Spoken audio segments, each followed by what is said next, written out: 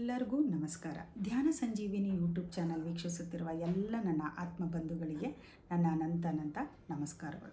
ಸ್ನೇಹಿತರೆ, ಇವತ್ತಿನ ವಿಡಿಯೋ ಯಾವುದ್ರ ಬಗ್ಗೆ ಅಂತ ನೀವು ನೋಡ್ತಾ ಇರ್ತೀರಾ. ಯಾವುದು ಅಂದರೆ ಎಕ್ಸಾಮ್ಸ್ ಬಗ್ಗೆ. ಈಗೆಲ್ಲರಿಗೂ ಸ್ಟೂಡೆಂಟ್ಸಿಗೆ ಎಕ್ಸಾಮ್ಸ್ ನಡೀತಾ ಇದೆ. ಸೆಕೆಂಡ್ PUC ಆಗಿರ್ಬೋದು, SLC ಆಗಿರ್ಬೋದು, ಇನ್ನೇನು ಎಲ್ಲ ಮಕ್ಕಳಿಗೂ ಎಕ್ಸಾಮ್ಸ್ ಬರ್ತಾ ಇದೆ. ಹಾಗಾದರೆ ಈ ಎಕ್ಸಾಮ್ ಅನ್ನೋ ವರ್ಡ್ ಕೇಳಿದ ತಕ್ಷಣ ಬಹಳಷ್ಟು ಮಕ್ಕಳಿಗೆ ಭಯ, ಟೆನ್ಷನು, ಸ್ಟ್ರೆಸ್ಸು ಇದೆಲ್ಲ ಇರುತ್ತೆ.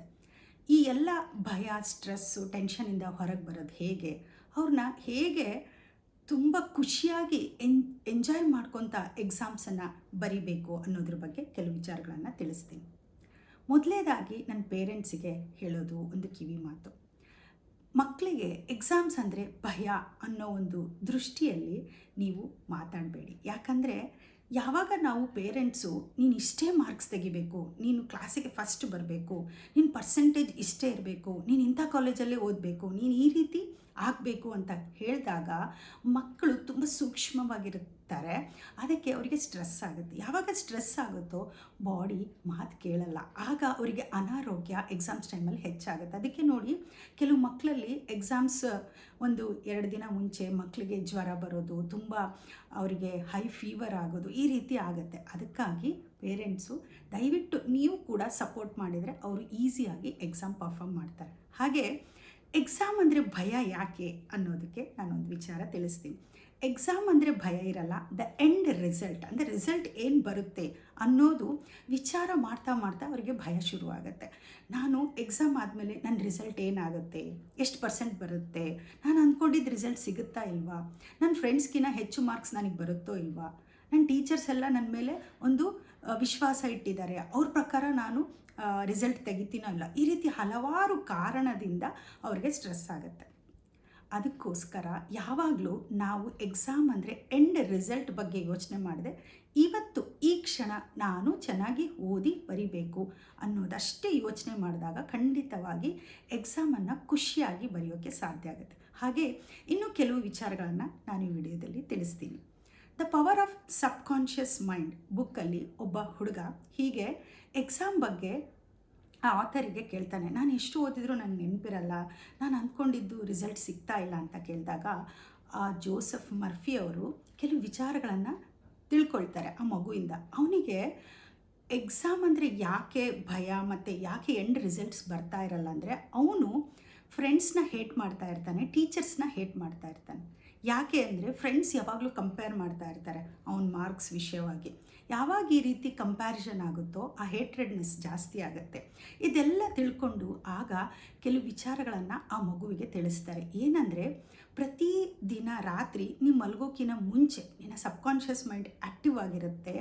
ಆಗ ನೀನು ಹೀಗೆ ಹೇಳ್ಕೊ, ನಾನು ನನ್ನ ಎಕ್ಸಾಮಲ್ಲಿ ತುಂಬ ಚೆನ್ನಾಗಿ ಬರೆದಿದ್ದೀನಿ, ನನಗೆ ನೆನಪಿನ ಶಕ್ತಿ ಹೆಚ್ಚಾಗಿದೆ, ನಾನು ಓದಿದ್ದೆಲ್ಲ ನೆನಪಾಗಿರುತ್ತೆ, ನಾನು ಎಲ್ಲರನ್ನೂ ಪ್ರೀತಿಸ್ತೀನಿ ಅಂತ ಹೇಳಿಕೊಂಡು ನೀನು ಮಲಕೋ, ಆಗ ನೋಡು ನಿನ್ನ ರಿಸಲ್ಟ್ಸ್ ಏನಾಗುತ್ತೆ ಅಂತ. ಸೊ ಇದೇ ರೀತಿ ಆ ಮಗು ಹಲವಾರು ದಿನ ಪ್ರಾಕ್ಟೀಸ್ ಮಾಡುತ್ತೆ.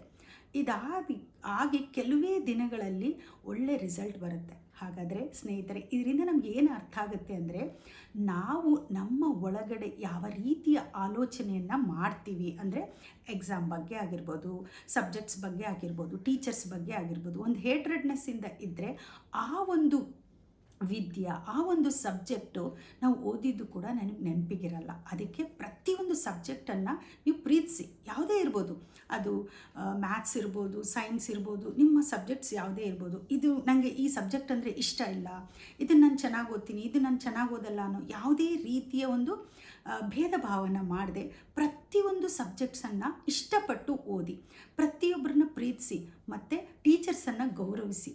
ಈ ರೀತಿ ಮಾಡಿದಾಗ ಖಂಡಿತವಾಗಿ ನಿಮ್ಮಲ್ಲಿ ಆ ಎಕ್ಸಾಮ್ ರಿಸಲ್ಟು ಚೇಂಜ್ ಆಗುತ್ತೆ. ಹಾಗೆ ಇನ್ನೂ ಒಂದು ಮೆಥಡ್ ಕೂಡ ಇಲ್ಲಿ ನೀವು ಫಾಲೋ ಮಾಡಿ.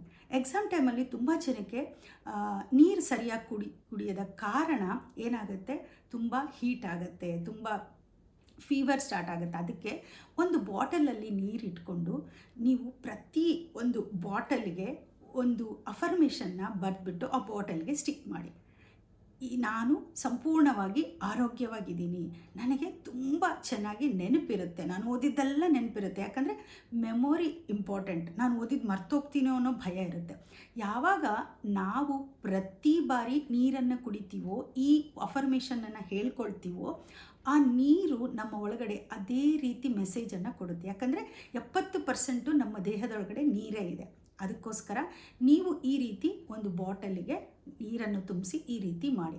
ಹಾಗೆ ಇನ್ನೊಂದು ಇಂಪಾರ್ಟೆಂಟ್ ಕೆಲಸ ಏನು ಮಾಡಬೇಕು, ಕೆಲವು ಸ್ಲಿಪ್ಸ್ ತೊಗೊಂಡು ನೀವು ಎಲ್ಲಿ ಓದ್ತೀರಾ ಆ ರೂಮು ಅಥವಾ ಪ್ಲೇಸು, ನೀವೆಲ್ಲಿ ಬುಕ್ಸನ್ನು ಇಡ್ತೀರೋ ಅಲ್ಲಿ ನನಗೆ ತುಂಬ ನೆನಪಿನ ಶಕ್ತಿ ಚೆನ್ನಾಗಿದೆ, ನಾನು ಆರೋಗ್ಯವಾಗಿದ್ದೀನಿ, ಐ ಕ್ಯಾನ್ ಡೂ ಇಟ್ ಅಂತ ಚಿಕ್ಕ ಚಿಕ್ಕ ಸ್ಲಿಪ್ಸಲ್ಲಿ ಬರೆದು ಗೋಡೆಗೆ ಸ್ಟಿಕ್ ಮಾಡಿ. ಪ್ರತಿ 1 ಗಂಟೆಗೊಂದು ಸರಿ ನೀವು ಅದನ್ನು ಓದಿ, ರಿಪೀಟ್ ಮಾಡಿ, ಬೆಳಗ್ಗೆ ಮಧ್ಯಾಹ್ನ ರಾತ್ರಿ. ಹಾಗೆ ನಿಮ್ಮ ಮಾರ್ಕ್ಸ್ ಏನು ಬೇಕೋ, ನಿಮ್ಮ ಪರ್ಸೆಂಟೇಜ್ ಅದನ್ನು ಕೂಡ ಬರೀರಿ. ಇದು ವಿಜುವಲೈಸೇಷನ್ ಮೆಥಡ್ ಅಂತಾರೆ. ಈ ರೀತಿ ಮಾಡೋದ್ರಿಂದ ನಿಮ್ಮ ಸಬ್ಕಾನ್ಷಿಯಸ್ ಮೈಂಡು ಅದನ್ನು ನೋಡಿ ಇದು ನಿಜ ಅಂತ ನಂಬಿ ನಿಮ್ಮ ರಿಸಲ್ಟ್ ಹಾಗೆ ಬರುತ್ತೆ.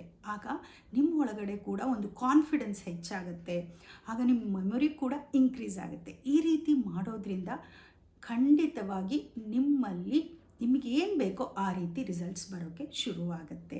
ಆಗ ನಿಮ್ಮಲ್ಲಿ ಭಯ ಕಡಿಮೆ ಆಗುತ್ತೆ, ಎಕ್ಸಾಮನ್ನು ಒಂದು ಟೆನ್ಷನ್ ಕಡಿಮೆ ಆಗುತ್ತೆ, ನಿಮ್ಮ ಎಂಡ್ ರಿಸಲ್ಟ್ಸನ್ನು ನೀವು ನೋಡ್ಬೋದು. ಈ ರೀತಿ ಮಾಡಿದರೆ ಖಂಡಿತವಾಗಿ ನಿಮಗೆ ಚೇಂಜಸ್ ಕಾಣಿಸುತ್ತೆ. ಈ ರೀತಿ ನೀವು ಮಾಡ್ತೀರಾ ಅಂತ ಭಾವಿಸ್ತೀನಿ. Thank you.